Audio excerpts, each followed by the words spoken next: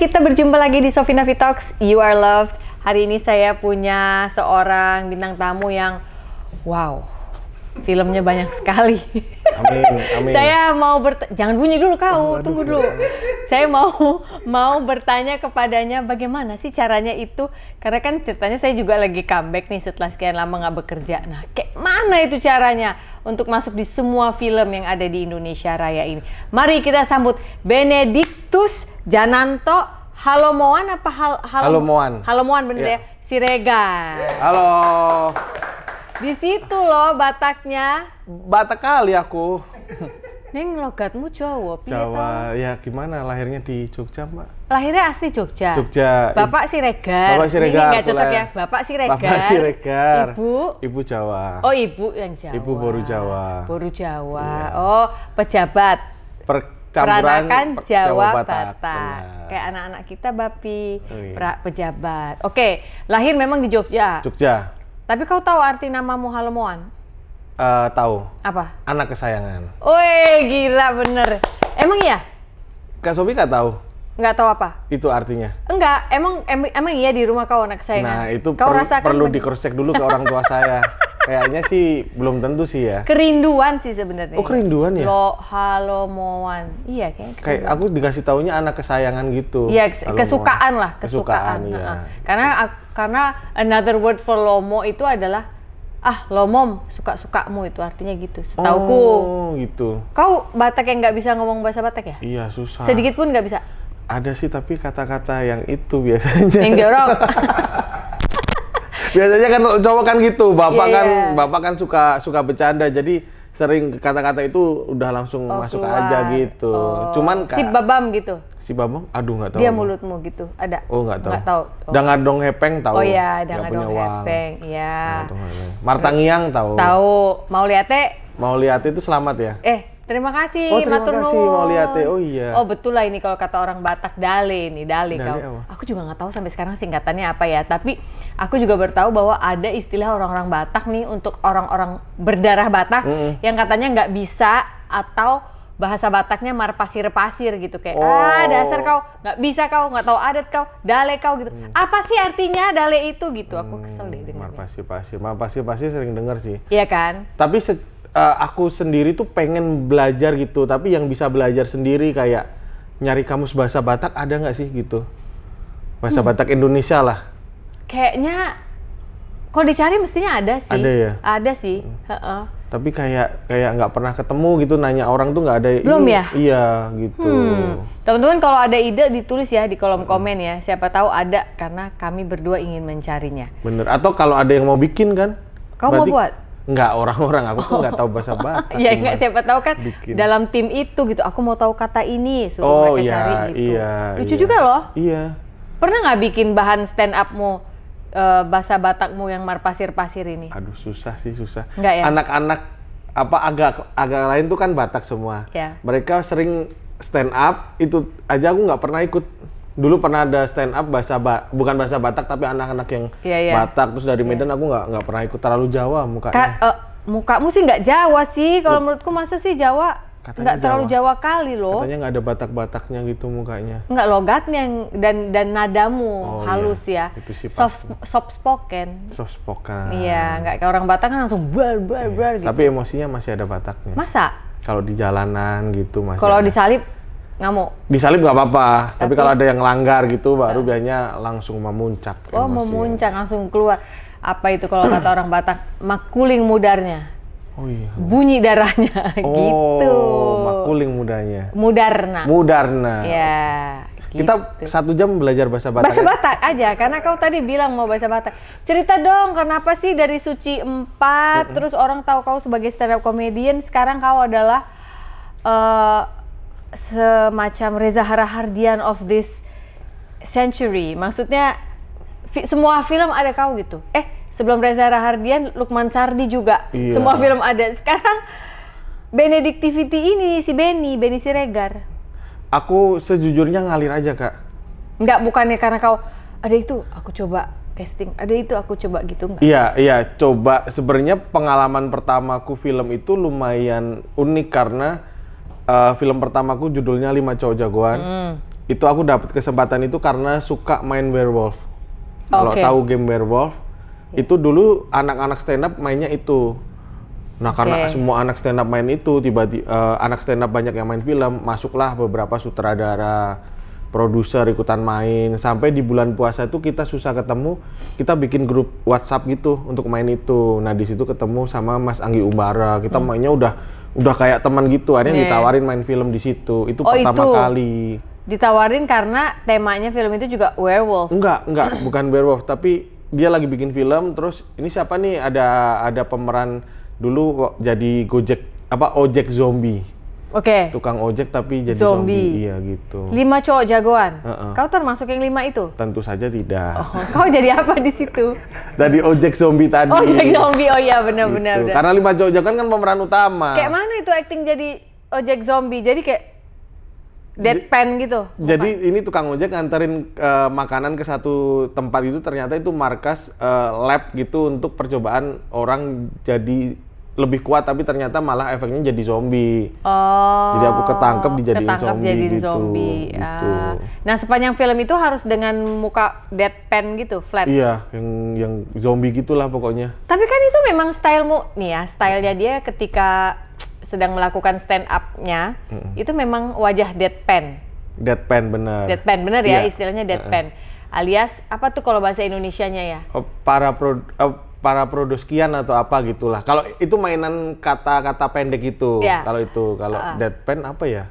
Deadpan itu flat banget gitu gimana ya? Dibilang kalau bahasa Indonesia ya. Tanpa pokoknya ekspresi gitulah. Tanpa ekspresi sama sekali. Apapun kata-kata yang dikeluarin. Iya, tapi nggak berarti mukanya flat terus judes gitu, enggak ya? Bener-bener flat, seflat-flatnya. Mau lo ketawa, mau marah nggak kelihatan. Pokoknya flat gitu. Itu memang dari awal udah itu yang Benny bawa-bawa ke stand up sebagai bagian dari kamu punya style atau enggak? Itu karena aku kalau di tempat baru tuh lebih tipenya menunggu. Jadi aku bukan orang yang kalau di tongkrongan yang ngajak ngomong duluan. Aku nunggu diajak ngomong baru aku akan keluar tuh aslinya. Kamu nggak memantik? Nggak memantik. Nah, karena di stand up ini adalah panggung pertamaku di depan umum, aku nggak pernah ngeband, nggak pernah jadi MC, nggak pernah ngapain pentas teater. Jadi ya itu aku di situ dengan keterbatasanku, aku bener-bener gugup. Cara yang paling mudah buat aku deadpan. Wait, sebelum cara yang paling mudah buat aku deadpan, itu yang kamu bilang. Sebelum kamu tahu ada istilah deadpan, atau kamu udah tahu ada istilah deadpan, deadpan aja? Nggak tahu. Nggak tahu kan? Nggak tahu. Berarti nggak tahu mukamu udah deadpan dengan sendirinya. Iya. Berarti udah berbakat deadpan gitu loh Mas. Kayaknya iya. Karena aku kalau di tongkrongan baru tuh bisa yang diam-diam gitu, merhatiin udah diam gitu. Bener-bener diam. Diam itu merhatiin tapi nggak gini-gini juga. Gitu nggak? Nggak. Bener-bener diam. Apalagi kalau nggak diajak ngobrol agak jauh gitu. Misal kayak ada di tongkrongan tapi mungkin aku nggak terlalu akrab, itu bisa diam gitu. Sampai disuruh bicara? Iya, sampai diajak ngobrol baru aku akan ikut ngobrol. Permisalan? Nggak pernah diajak bicara sampai berakhir acara itu? Ya udah diam terus. Kenapa sih? Nggak ada gitu? Karena apa ya, mungkin minder sih orangnya, dulu minder. Minder, tapi itu ya di tempat-tempat baru ya. Kalau udah di teman-teman SMA, teman-teman SMP ya udah keluar aslinya gitu. Kok nggak mau ngomong itu, mungkin ada yang relate nih. Takut kalau ngomong salah. Bener. Malu. Bener. Takut salah. Karena aku tuh tiap nongkrong sampai sekarang, misal nih ini habis podcast sama Kak Sophie, aku tuh pulang bisa kepikiran nggak? Tadi bener nggak ya? Iya, aku tadi salah ngomong apa ya gitu. Apakah so asik, apakah itu seriusan, bener sampai kayak gitu gitu. Iya, tapi ternyata nggak cuman aku sendiri, ada beberapa temanku yang kayak gitu juga ternyata. Kamu percaya nggak kalau aku bilang aku juga begitu? Oh iya, sama. Iya kan? Selesai ngobrol sama orang baru yang, kayaknya gue tadi kebanyakan nggak ya ngomongnya gitu. Kesok tahuan nggak ya gue? Gue ngomong kayaknya kepanjangan nggak, dia paham nggak gitu aku juga. Benar. Itu overthinking atau apa itu menurutmu? Overthinking mungkin ya Kak. Kau anak berapa? Anak tengah, nomor 2 dari 3 bersaudara. Kak Sophie juga? Enggak, pertama. Iya, tapi kau yang paling kreatif di rumah, paling amburadul di sebenarnya. Iya, kreatif, maksudnya nggak yang kayak ada satu jalur tertentu yang diikuti kayak kakak. Iya. Nggak tahu deh kalau adik. Kalau adikku tuh paling lurus, adikku cewek, kakakku cowok. Kakakku tuh kuliahnya komunikasi, dulu di TV, sekarang ikut IO, ya udah jalannya di situ kan. Ya kayak jelas kan kalau anak Jelas. pertama terkesannya kan jelas mereka. Adikku perawat, lulus pertama, nikah pertama juga, Cewek dibanding kan? kakaknya, iya gitu. Ya udah kerjaannya lurus gitu. Kalau aku pendidikan guru tapi ya masuknya entertain gitu. Tapi menarik loh, nih ya buat teman-teman yang nggak tahu pendidikan guru tapi guru bahasa Inggris. Apa itu nama fakultasmu dulu? FKIP. FKIP. Bahasa Inggris. Adik kelasnya Mas Pongki Mas Barata. Sebenarnya masuknya anak kelas kali ya. Oh iya jauh ya. Kalau adik. Iya. Karena Mas Pongki ini nggak tahu kayaknya seangkatan sama omku ya kalau nggak salah. Tuhan Pak Yesus. Pak Kus. Pak Kusmandono? Iya. Loh iya, itu dosen pembimbingku. Oh dosen, aku kira seangkatan karena waktu itu pernah satu acara ngobrol di Sadar, ngobrolnya akrab banget, aku kira satu angkatan. Pak Kus gitu. Itu dosen pembimbingku. Bisa Ya itu kakak kelasmu berarti Iya, kan? kakak kelas Pak Kus ya. itu. Aku 2008. Masuknya? Masuknya, iya. Berarti you speak very good English? Not really. Jangan Just a suka little merendah bit. dari atas gunung kau. Just a little bit. Orang-orang nggak tahu loh bahasa Inggrismu sefasih itu. Lebih baik nggak tahu. Lebih pasir-pasir Batakmu loh. Ternyata your English is very good mestinya. No, I don't think so. Do you read English books then? No. No. Enggak. Kenapa? Karena ya nggak terlalu suka baca buku. Aku punya banyak buku tapi karena lihat covernya bagus jadi aku beli gitu. Oh jadi nggak pernah dilihat isinya? Iya. Boleh tahu nggak kenapa? Sebenarnya pengen punya keinginan baca buku tapi apa ya mungkin ada kemalasan di situ gitu. Kamu yakin itu kemalasan atau ketika kamu baca kayaknya kata-katanya tuh berlompatan gitu sehingga kamu kayak lihat dulu belakangnya, lihat dulu depannya. Mungkin ada itunya, mungkin. Satu-satunya buku bahasa Inggris yang aku baca sampai selesai ya, itu Rainbow Troops. Yang artinya adalah Laskar Pelangi. Iya. Karena aku butuh untuk bikin skripsi waktu itu. Oh itu buat skripsi jadi mau nggak mau dibaca. Iya. Merasa tersiksa sekali nggak? Tersiksa bacanya enggak, karena aku suka banget sama ceritanya. Aku kan nonton filmnya. Terus bagian nulis deskripsinya mungkin yang butuh effort gitu. Tapi selesai loh guys. Karena harus selesai, kalau nggak lulus jadinya. Ya ada loh yang merasa nggak perlu, nggak apa-apa, aku udah kerja. Jadi ntar aja deh skripsinya, ntar aja. Banyak teman-teman kita yang nggak ada salah, nggak ada benar. Tapi maksudnya bahwasannya Benny fight untuk itu selesai sih luar biasa menurutku. Untuk orang yang menurutku ya tadi kau bilang, aku kayaknya yang paling amburadul, adik lurus, kakak lurus, adik lurus gitu ya. Ada cerita unik di situ. Aku dulu pernah, aku kalau nggak salah tuh kuliah 5 tahun.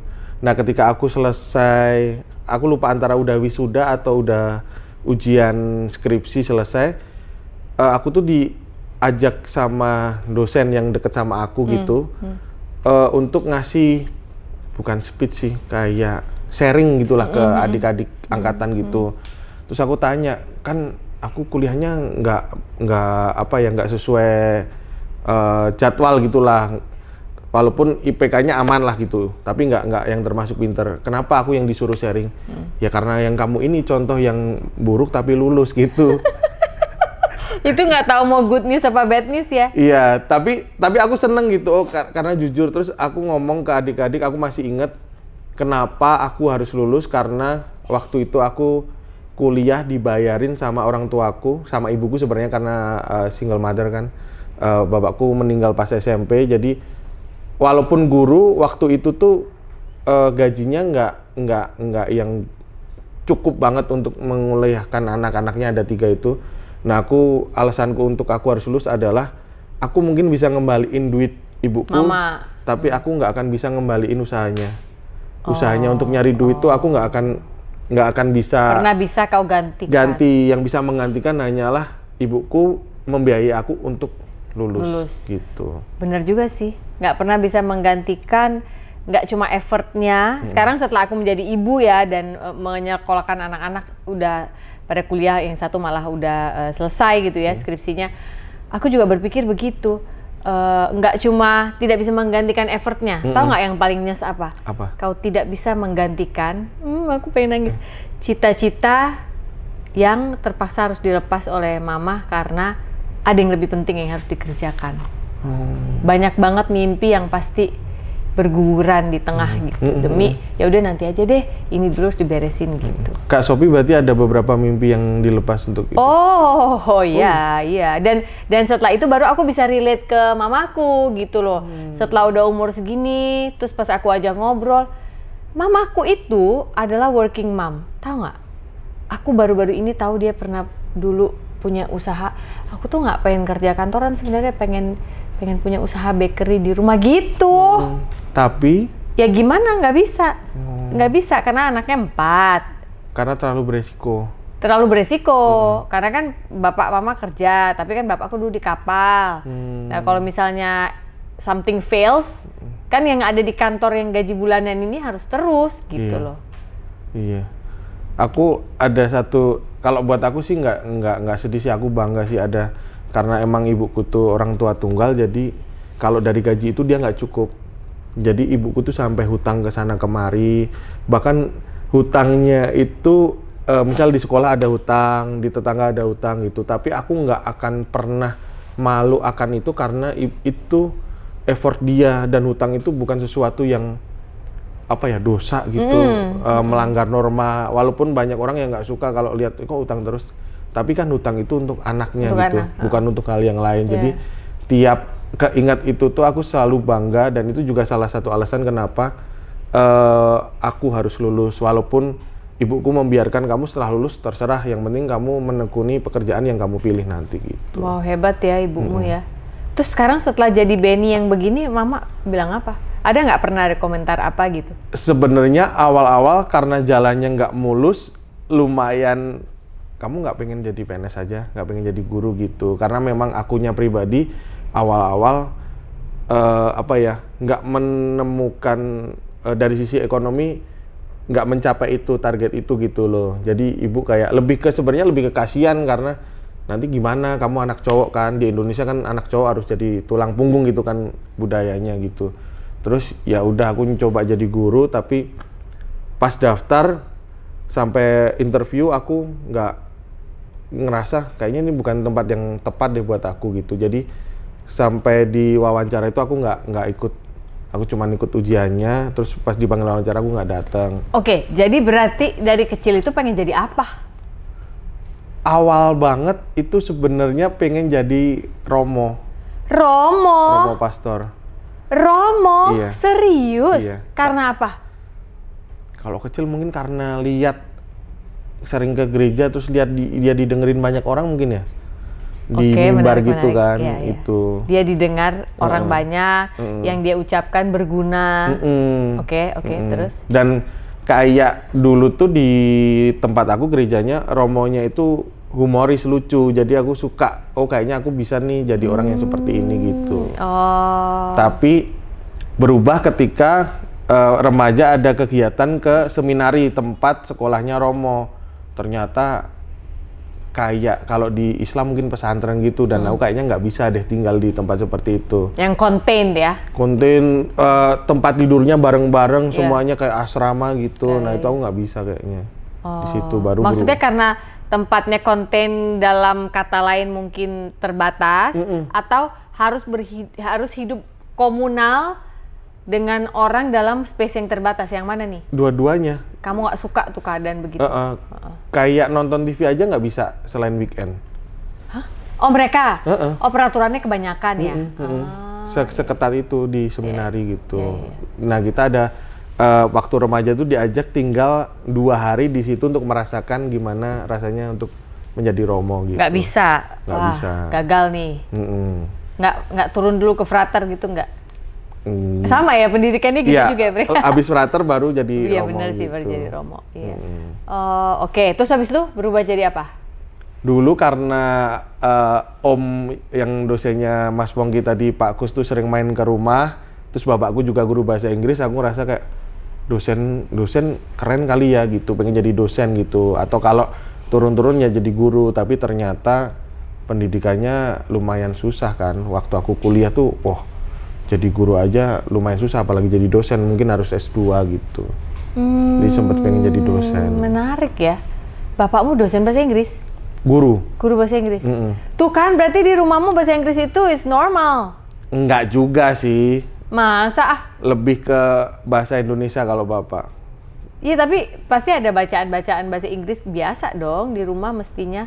Bukan sesuatu yang anomali gitu loh belajar bahasa Inggris di rumahmu. Tapi aku tuh tinggalnya di bukan di kotanya gitu, jadi bapak aku tuh guru yang baik, guru yang bagus, tapi mungkin nggak yang selalu ngomong bahasa Inggris. Di rumah nggak ada ngomong bahasa Inggris gitu. Oh, I see. Oke, dari situ gagal jadi dosen. Terus apa?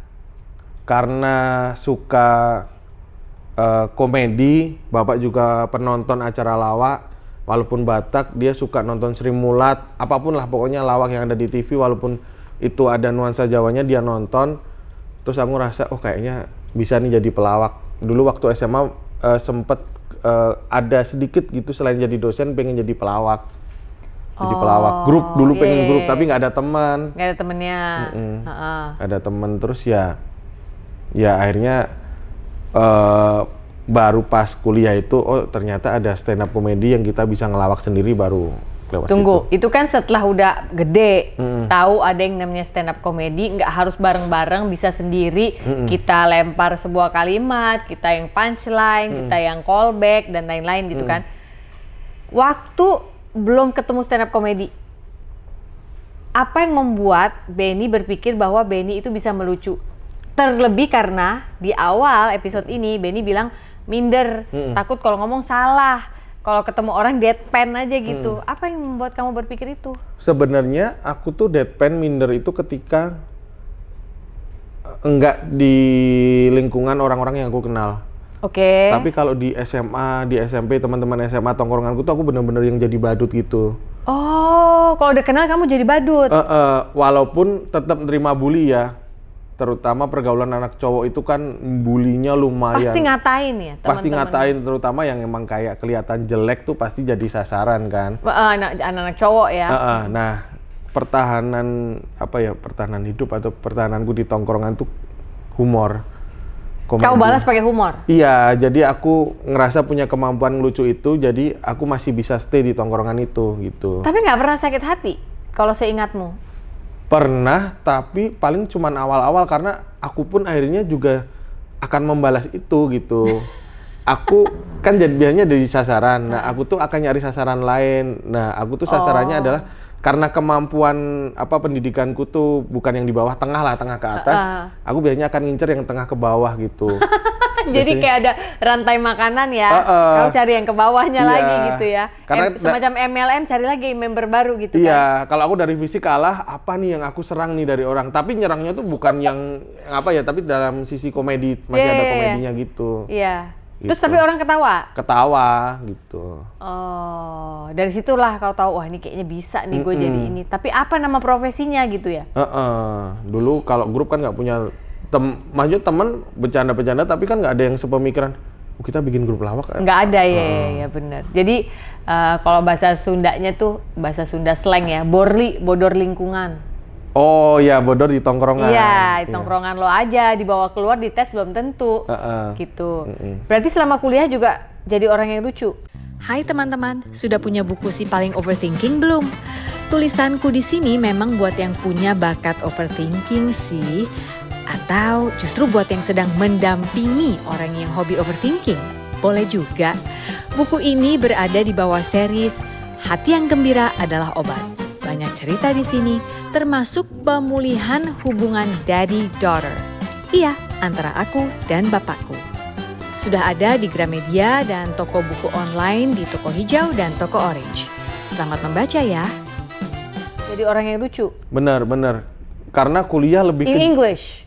No, not in English. In Indonesian? In Japanese. Oh, in Japanese? In Japanese. Loh, kamu tuh bisa gocean Jawa gitu? Bisa, iso Mbak. Sakit. Oh gitu. Kalau kuliah itu kan sebenarnya aku kan kalau Kak Sophie tahu, aku tuh di pinggiran Jogja, Kulon Progo. Nah itu tuh budayanya tuh agak beda dikit lah. kadang orang-orang Jogja tuh nganggep kita tuh masih kampung gitu. Oke. Nah kuliah tuh lebih kejam lagi. Karena aku termasuk orang yang jarang ke Jogja. Aku tuh tinggalnya di Wates Kulon Progo. Kita tuh masih bilang ke kota itu ke Jogja, padahal kita di Jogja. Padahal di Jogja, iya benar. Kita tuh bilang ke Jogja. Nah aku tuh salah satu orang yang jarang ke Jogja. Bisa kayak sebulan sekali? Belum tentu, bahkan sebulan sekali itu belum tentu. Harus naik apa dari Kulon Progo ke Jogja waktu itu? Naik bis dulu. Oke. Sampai ada titik namanya Wirobrajan, baru habis itu lanjut lagi bis lagi gitu. Dan biasanya itu ke pokoknya Jogja. tekan-tekan harus kemeringet. Iya. Di jalan aja udah kemeringet. Wis mambu. Iya. Itu tuh seringnya itu ketika Bapak arisan Batak. Oh, bapakmu masih arisan Batak? Iya. Kau harus ikut? Biasanya sekeluarga ikut tuh. Iya kan? Iya. Aduh pusing banget itu ya. Oke, terus. Itu arisan Batak, nah biasanya Minggu kan. Paling sering ke Jogja itu karena arisan Batak. Bukan karena liburan, bukan karena ke rumah Tondong ya, katanya. Saudara. Iya, saudara satu marga ya. Iya. Karena, atau seopung, atau seapa lagi itu kan. Biasanya kalau arisan di Batak itu satu marga yang bahkan sebenarnya marganya juga nggak deket-deket amat, cuman kayak mungkin ibunya Siregar atau bapaknya Siregar, ya udah kita bikin kumpulan. Iya betul arisan. Itu pusing loh itu. Tiap minggu ada kan? Iya, tiap minggu. Mungkin 2 minggu sekali mungkin ya. Orang Batak itu ya menurutku selalu punya alasan untuk berkumpul. Benar. Every weekend someone must get married, baptized, born or die. Kayak ngerti gak sih? Kayak udah diatur gitu loh. Kayak tiap minggu tuh kita nggak punya waktu untuk internal keluarga sendiri. Benar. Pokoknya harus ngurus keluarga orang rame-rame gitu. Dan semuanya dipestakan. Semua, iya. Dari lahir, nikah, meninggal pun dipestakan. Kalau itu mungkin masih normal ya Mas Benny ya. Itu loh, orang kawin lari katakan nggak diadati. Lalu dia balik lagi, itu juga dipestakan lagi, ada alasan lagi untuk bikin adatnya itu. Gitu. Aku ngomong ini nggak dalam hal negatif ya, maksudnya kayak karena fakta kan. Iya, kadang-kadang kan langsung nggak tahu adat ini, memang harus begitu. Terserah lah, kalau kau mau bilang nggak tahu adat sama ibu-ibu yang udah paruh baya ini, aku nggak peduli. Karena emang banyak. Tapi kakakku juga nggak mengadati juga sih. Sama Boru Jawa juga? Iya, sama Boru Jawa juga. Oh iya. Kadang-kadang suka jadi omongan tahu. Iya, tapi karena dia anak tertua laki-laki, dari anak tertua laki-laki jadi aman. Oh. Sebenarnya nggak aman sih, tapi kayak kalau mau itu. Iya, dia aman-aman. Anaknya ketua itu, gitu kan. Iya, bener lagi.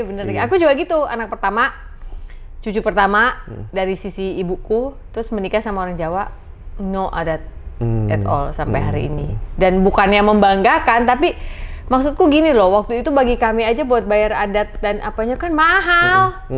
Gitu, mendingan pakai hidup nggak sih? Iya benar sih. Nah, balik lagi sekarang ke si stand up. Oke, akhirnya setelah kuliah ketemu stand up atau sambil kuliah udah ketemu komunitas stand up?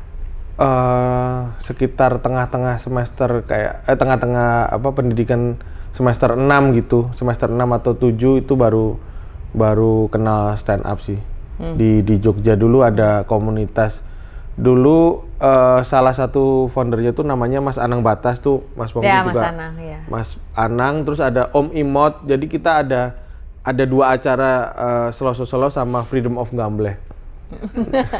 Lucu ya. Tapi itu aku suka banget tuh namanya Freedom of Gambleh, kayak 2 bahasa dijadiin satu tapi nyatu iya gitu. Karena orang Jogja tuh kan gambleh itu lumayan kental kan di Jogja gitu. Nah, aku ikut 2 itu gitu. Kalau selo-selo itu yang kayak umum lah, bebas. Freedom tuh dulu awal-awal kayak yang udah lucu di selo-selo, ikut Freedom of Gambleh gitu, boleh gitu. Walaupun tetap apa ya kalau ditranslate bahasa Indonesia ya, Freedom of Gambleh, kebebasan berbicara. Iya. Ya kayak apa aja. Iya. Gambleh bahasa Sunda ngadabrul gitu ya gitu. Kadang kalau buat temen yang sering ngomong gambleh gitu bisa buat ngatain gitu. Iya. Nah, itu maksudnya teman-teman ya. Oke, jadi seneng banget ada di situ. Iya. Tapi di situ udah belajar nulis belum? Bikin materi, terus dikombutin gitu.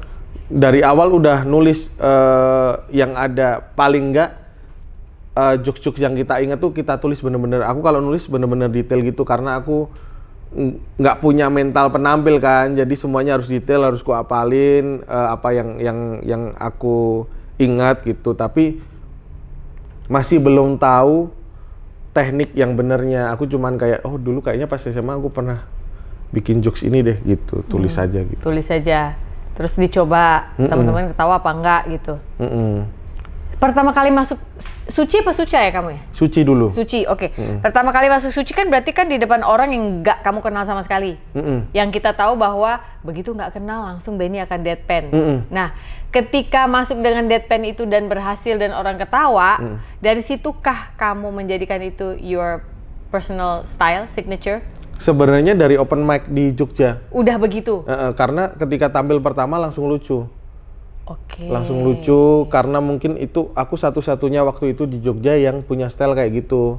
Berarti kamu ngeh dong kalau aku masuk panggung nih dengan muka ku yang deadpan ini, belum ngomong juga orang udah ketawa gitu. Iya. Berarti kamu ngerasa achieve kan? Yes gitu ya. Iya, bahkan aku bisa nunggu penonton ketawa, abis berhenti baru ketawanya penonton aku komentarin gitu. Kayak aku sekadar bilang, boleh saya ngomong, itu tuh penonton udah ketawa lagi gitu dulu. Atau nanya gitu ya, ngetawain apa gitu? Enggak, pernah nggak nanya? Kayak saya belum ngomong loh, kalau kalian ketawa itu jatuhnya menghina. Oh iya. Kayak gitu dulu. Langsung antar pengen ketawa mah nggak enak tuh kan bercampur ya di dalam benak kita. Nah itu aku ngerasa sense of humornya yang di situ tuh aku dapat di tongkrongan. Di tongkrongan. Karena aku bisa nunggu, aku bisa ngerasa mereka tuh ketawa karena apa, itu tuh aku dapat di tongkrongan. Gitu. Kamu hebat loh Mas Benny. Kamu tau nggak salah satu kunci dalam ilmu komunikasi, di mana salah satu turunannya adalah public speaking, adalah pause. Jeda itu is very powerful, powerful banget. Dibandingkan kita ngomong, kita nggak memberikan kesempatan orang untuk mencerna perasaan mereka atau perasaan mereka terhadap kita. Tapi begitu kita diem, orang kan bisa tidak nyaman dengan senyap. Gitu. Jadi mereka mungkin dalam hal ini memilih ketawa toh.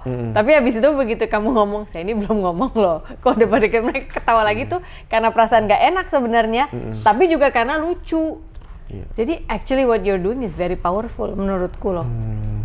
Tetaplah melakukan jeda itu ya, menurutku itu powerful banget. Tapi akhirnya aku dulu kan awal-awal deadpan, sekarang tuh udah nggak deadpan lagi. Sama sekali? Iya, tapi gara-gara belajar public speaking, aku lihat podcast, dulu di stand up Jogja juga ketemu sama beberapa MC diajarin public speaking kayak gini.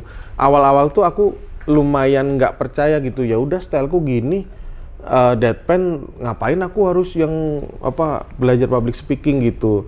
Tapi lama-kelamaan ternyata itu yang membuka jalan, salah satu yang membuka jalanku di bidang yang lain di entertain itu karena aku belajar public speaking gitu. Karena kalau deadpan itu tuh lumayan susah. Gimana tuh susahnya? Misal kalau nge-MC kita nggak bisa deadpan. Sebagai MC, iya. Podcast juga kita nggak bisa deadpan gitu. Nah dulu aku podcast pun, bukan podcast sih, kayak talk show pun aku mencoba untuk deadpan gitu, dan ternyata mungkin awal-awal akan lucu tapi kayaknya nggak akan bertahan lama gitu. Iya. Di film juga kayaknya kita kan nggak boleh jadi diri sendiri sih di film. Oh iya, kalau itu ya. Iya. Kita kan masuk ke karakter. Iya, itu salah satu belajarnya dari public speaking juga, basic-basicnya gitu, lumayan membantu. Tapi bener sih, kalau untuk public speaking memang kita nggak bisa deadpan, itu aku setuju. Cuma ketika jadi stand up comedian lalu signature-nya tetap itu, menurutku sih nggak apa-apa juga deh. Malah kuat. Ya nggak tahu, kalau public speaking mungkin nggak deadpan, tapi jedanya, pause-nya itu tetap diaplikasikan. Iya, tapi akhirnya bener kata Kak Sophie, pilihan. Makanya di Indonesia itu kalau Kak Sophie cari stand up comedian yang deadpan itu dikit banget. Siapa ya contohnya yang deadpan lagi ya? Dulu Dodit. Oh Dodit juga masih deadpan. Dodit, Indra Frimawan mungkin. Ya, dia deadpan dan hiatus. Iya. Sekarang udah balik lagi. Hiatus ke Bali ya? Nggak tahu dia kemana-mana kayaknya. Waktu itu ke Bali. Nah, karena memang sesusah itu Kak. Bikin materinya susah. Terus daya jelajahnya juga nggak jauh kan. Kalau kita nggak deadpan, kita bisa act out, bisa kemana-mana gitu. Tapi biasanya kalau lucu akan sangat spesial orang-orang itu. Kayak Dodit tuh sampai sekarang masih dicintain. Indra Frimawan juga mau hiatus dia kalau bikin show selalu sold out gitu. Dipikir-pikir yang punya balance deadpan dan enggak itu aku jadi mikir ya. Tahu siapa? Siapa? Mas Tarsan. Oh iya. Ya, Iya. dia kan deadpan. Tapi begitu diajak wawancara, dia harus katakanlah entah jadi MC atau mengucapkan sepatah dua kata atau main film, dia bisa mengatur deadpan-nya itu nggak menguasai penampilannya. Sama ada satu lagi Kak. Siapa? Abdel, Cing Abdel. Oh iya. Cing Abdel tuh ada deadpan-nya tapi pas nge-MC juga dia bisa. Tapi Abdel deadpan-nya nyolot. Iya. Tapi lucu.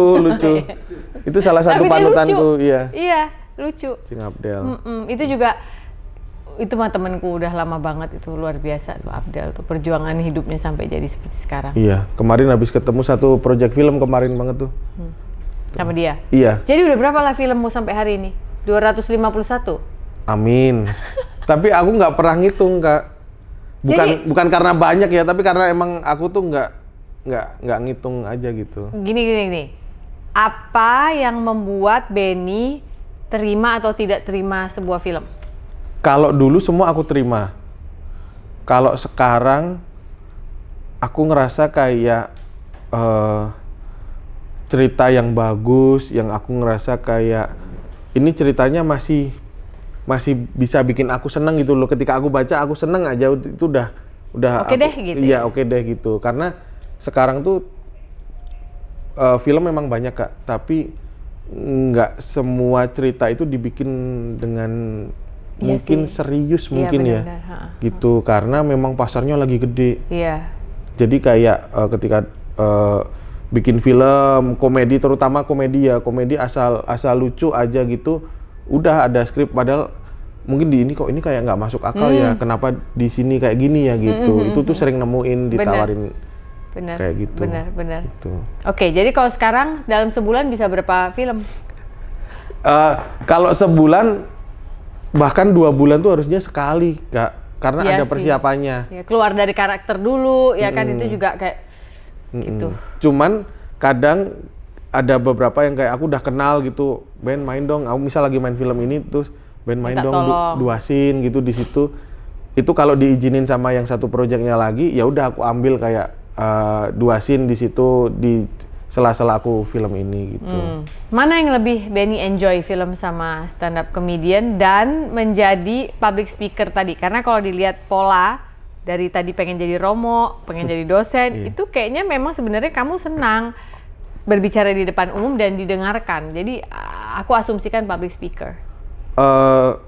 Kalau aku mungkin mengkerucutkan di stand up sama film. Nah dulu tuh awal-awal film tuh healingnya aku dari stand up. Karena aku nggak perlu mikirin materi, aku nggak perlu punya kewajiban lucu. Kadang di skripnya udah lucu gitu, tapi ketika aku main film juga aku kan selalu kangen sama stand up. Jadi kayak aku punya janji, aku akan selalu minimal bikin special show. Special show tuh pertunjukanku sendiri selama 1 jam gitu. Minimal mungkin ya 2 atau 3 tahun sekali gitu, karena memang aku awalnya dari situ kan gitu. Dan itu bukan karena kewajiban, karena aku memang masih menikmati ada di panggung stand up. Right, yeah. Terakhir stand up itu kan aku di Jogja. Nah di Jogja itu komunitas stand up Jogja itu selalu bikin Freedom of Gamble akhir tahun. Font akhir tahun itu selalu di bulan Desember, antara sebelum Natal atau setelah Natal. Nah itu ketika ditawarin stand up Jogja aku selalu menerima, dan aku terakhir stand up aku masih nikmatin, jadi kayaknya akan menjalani keduanya gitu, saling melengkapi. Keduanya yang maksudnya di antara yang lain ya, maksudnya kedua ini akan saling menganyam satu dengan yang lainnya begitu ya, kurang lebih ya. Oke. Selain itu ada apa lagi? Seorang Benny ada nggak keinginan untuk kayaknya suatu hari aku mau nulis buku juga? Kayaknya lebih ke nulis skrip film. Skrip film? Yes, kita tunggu ya skrip. Udah ada kerjasama saat ini? Kemarin sebenarnya udah lama aku ngumpulin premis-premis gitu, terus aku kan seproject sama Kang Soleh. Ada satu premis yang aku ceritain ke Kang Soleh, Kang ini temanya musik tentang anak band gitu Kang, aku ceritain. Terus kata Kang Soleh, oh bagus ini band. Akhirnya Kang Soleh nambahin, terus Kang Soleh sampai ngomong kayak, tawarin aja ke PH nanti, kalau kamu nawarin bilang sutradaranya Soleh gitu. Kang Soleh gitu. Iya. Tapi buat aku kayak Dijual ya nama Soleh. iya, happy gitu. Oh, Kang Soleh kan orangnya nggak pernah yang bermanis-manis kan. Dia kalau nggak suka tuh bisa sampai tajam banget. Oh, berarti emang Kang Soleh ngerasa ini ada potensi lah minimal ceritanya gitu. Jadi kayaknya mudah-mudahan akan apa ya, menggarap premis itu nanti. Oh amin, kita tunggu ya. Agak ada sisi lucunya. Pasti, aku pengennya sih tetap ada sisi komedinya sih. Gitu. Oh oke. Ya, saya tunggu undangan castingnya aja kalau gitu. Wah, Siapa itu telkonya? Saya mau di casting. Pasti, Kak Sophie harus main pokoknya. Mas Pongki juga. Karena musik kan. Karena aku suka banget. Aku udah lama banget nggak nonton film tentang. Ini mau tentang band. musik. Tentang band, tentang musik. Oh menarik ini. Ya. Oke, segera ditunggu skripnya. Amin, doain. Ada yang mau kau? Karena kan dari tadi kan aku nanya kamu kayak kita lagi bikin ini ya, apa namanya? Apa tuh namanya kalau kita ke polisi, penyidik? BAP. BAP. Dari tadi kayak lagi bikin BAP. Ada yang mau kau tanya nggak kebalikannya? Kau coba latih dulu public speakingmu. Paling ke aku. Kak Sophie awalnya punya kemampuan public speaking tuh dari tongkrongan juga nggak sih, Kak Sophie? Aku penasaran itu soalnya. Enggak. Oh enggak? Dari mana? Dari aku merasa keluarga aku, kan aku lahir besar di Singapura. Di Singapura itu kalau orang nggak kerja kan nggak akan punya duit, ya dimanapun juga begitu sih. Tapi kerjanya tuh ekstra keras kalau menurut aku kalau di sana. Aku adalah si cucu pertama, anak pertama yang sering ditinggal di rumah sendiri.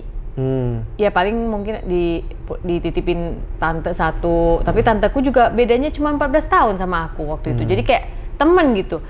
Jadi akhirnya aku belajar untuk bicara, ngobrol sama mainan-mainanku, ngobrol sama orang dewasa, bukan anak kecil. Ngikutin mereka, mimicking. Jadi mereka ngomong apa aku tiru, sampai sering sama opungku ditempeleng karena kau macam orang tua ngomong gitu. Jadi dari situ malah. Oh, tapi tetap sama-sama harus suka ngobrol dulu berarti kan? Untuk apa? Jadi public speaker. Untuk jadi public speaker apakah harus suka ngobrol? Aku rasa enggak sih. Oh iya? Enggak. Untuk jadi public speaker harus mau mendengar dulu. Iya itu sih. Dia memahami, baru dia bisa ikut dalam sebuah perbincangan atau percakapan. Kalau hanya untuk suka bicara dulu, orator kali ya, maksudnya ngomong mulu, nggak, kan kita kan bisa ngomong dan hopefully yang keluar dari mulut kita adalah sesuatu yang berguna buat orang dan sesuatu yang ada findingsnya lah, ada penemuan gitu. Itu menurut aku adalah karena kita sudah mendengar dulu. Oh gini ya, oh dia tuh gini backgroundnya, oh aku pernah dengar gini loh, kamu pernah dengar, jadi bisa. Jadi abis itu giliran kita kasih orang, mereka ikut masuk. Ketika kita bisa bikin satu ruangan, menurutku ya, orang nggak kenal, akhirnya semua jadi warm dan yuk kita bisa ngobrol, itu menurutku public speaker yang sukses. Benar. Karena aku tadi nanya gitu karena aku tuh orangnya ngobrol banget, nongkrong banget gitu. Terus akhir-akhir ini tuh aku lagi kepikiran itu bahwa bagian terpenting yang sering dilupain orang ketika nongkrong tuh dengerin. Iya. Bahkan orang yang ngomong sama orang yang dengerin tuh kadang ketika kelar nongkrong tuh lebih banyak yang didapat orang dengerin gitu. Iya, gitu benar. sih. Kalau kita menunggu, ketika orang ngobrol, kita jangan pakai itu buat siapin giliran kita bicara. Tapi kita dengerin. Oh, ini maksudnya gitu. Jadi kayak di sini kayak ada film, kalau aku kayak ada film sendiri gitu, ngebayangin dulu Benny lihat Romo, oh dia mau jadi, abis itu lihat oh ternyata bapaknya juga guru gitu, di sini kok ada film langsung. Kalau aku. Iya. Makanya selama ini tadi aku sih salah satu yang enjoy gitu sampai keluar, kayaknya Kak Sophie sering nongkrong deh kayaknya, karena ngobrolnya nggak yang kayak MC banget gitu kan, nggak kayak host banget gitu. Kayak pertanyaan 1, 2, 3 gitu ya. Gitu.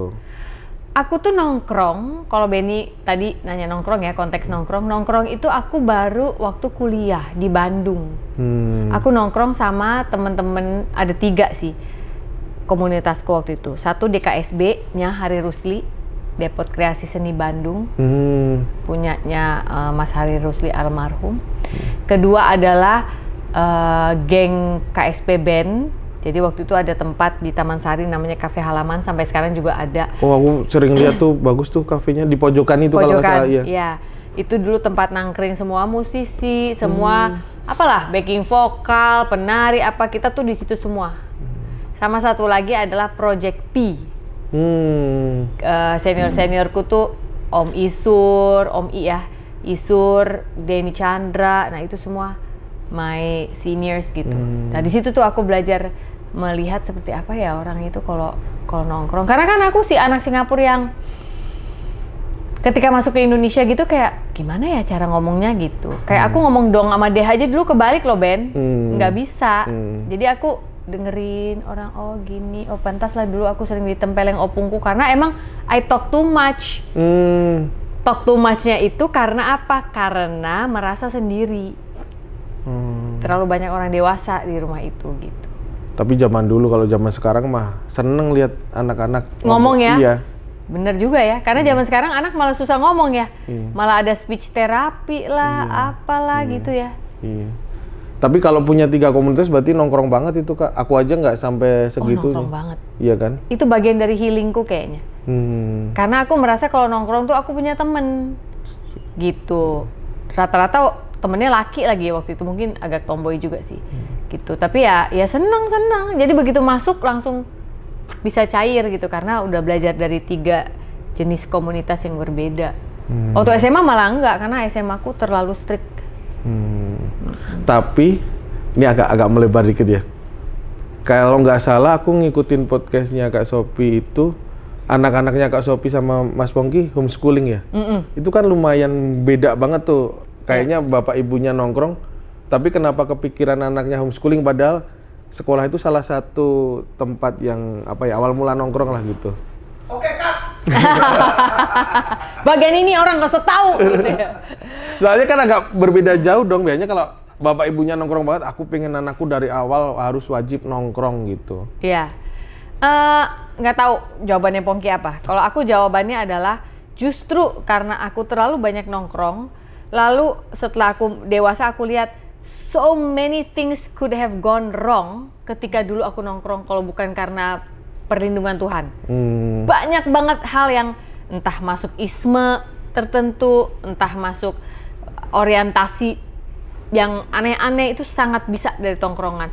Sehingga aku berpikir sebelum anakku boleh nongkrong, maka values dari keluarga kapal Barata ini, Pongki Barata family ini harus kita tanam dulu, kita yakin tuh infusnya udah masuk sampai ke darahnya, baru dia boleh nongkrong gitu. Sehingga dia tahu identitas dia siapa, value dia siapa, karakter dia siapa gitu.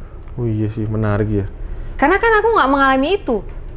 Kayak waktu kecil kan terlalu disiplin ya di Singapura tuh ya. Begitu dari remaja masuk Indonesia, ngomong doang sama dia aja salah, sering dijadiin bulian. Misalnya nih, Sophie, yuk keluar yuk main galasin gitu.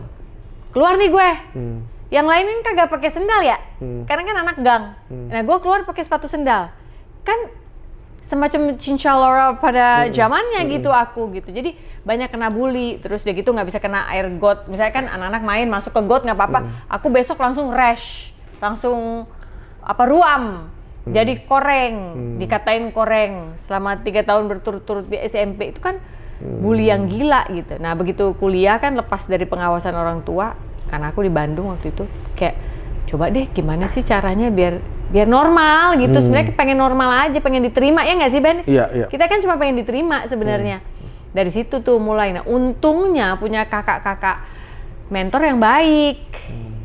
Di Bandung itu ada Hari Rusli, ada kakak-kakakku angkatan di DKSB itu, yang sekarang ada yang jadi sutradara, ada yang macam-macam lah gitu. Ada kalau di KSP ada Mas Luki, dia pendirinya KSP Band itu. Udah kayak abangku banget gitu loh. Terus ada Denny, ada Isur. Jadi pas, nggak yang kebayang nggak kalau nongkrongnya ngaco. Nah itu ngaco. Di umur-umur segitu ya? Di umur-umur segitu. Berarti Mas Pongki sama Kak Sophie ini tipe yang ngobrol banget sama anak berarti kan? Iya. Karena memang mau nggak mau yang menggantikan adalah orang tuanya kan, karena dia nggak terlalu nongkrong, Ya. jadi bener-bener sama orang tuanya. Tapi sebenarnya nggak berarti dia nggak nongkrong banget ya. Selama usia sekolah mereka itu paling tidak sampai SMA lah ya, SMA kelas 1.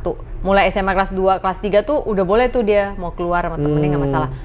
Tapi kan kita pastikan harus ada komunitas sepak bola, mereka main di sekolah bola. Ada komunitas gereja, mereka harus main di komunitas kayak remaja gereja gitu. Ada komunitas sesama anak homeschool lain yang kebetulan keluarga yang kita deket juga, jadi kayak weekly itu kita dulu bikin kumpul gitu. Paling nggak mereka kumpul juga, jadi nggak itunya tetap kita coba nongkrongnya tetap ada, cuman mungkin lebih termanage aja kali gitu. Nggak cuma sama kita doang. Kalau sama kita doang terjadinya kayak gue waktu kecil ngomongnya kayak orang tua, terus suka ditempeleng sama opung karena kayak kau nggak boleh ngomong gitu kayak orang tua gitu. Gitu sih. Berarti kan homeschooling juga jalan, tapi maksudnya orang tuanya juga nggak ngelepasin aja, ya udah kamu harus homeschooling, tapi juga ada tetap hangat gitu loh hubungan sama anaknya gitu kan.